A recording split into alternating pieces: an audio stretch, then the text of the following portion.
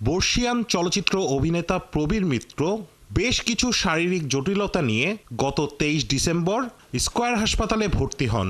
এরপর ১৩ দিন অক্সিজেন স্বল্পতা সহ নানা জটিলতার সাথে লড়ে অবশেষে রাত 10:30টায় পাড়ি জমান না ফেরার দেশে।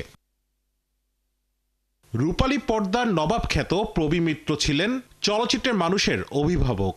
সহশিল্পীদের কাছে ছিলেন চলচ্চিত্র জগতের ধ্রুবতারা। তার মৃত্যুতে সংস্কৃতি অঙ্গনে নেমেছে শোকের ছায়া।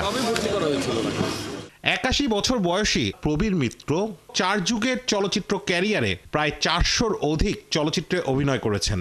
জাতীয় চলচ্চিত্র পুরস্কারপ্রাপ্ত এই অভিনেতার শূন্যতা কখনোই পূরণ হবার নয় বলছেন শুভানুধ্যায়ীরা। হসপিটাল থেকে জাস্ট মগবাজারে গেলাম, প্রবীর দাকে নিয়ে গল্প হচ্ছিল, কথা হচ্ছিল, অঞ্জন আপার মিলাদ নিয়ে কথা হচ্ছিল, কিন্তু এরই মধ্যে আরেকটি শোক আমাদেরকে আল্লাহ তাআলা দিবে এটা আমরা ভাবতে পারি নাই।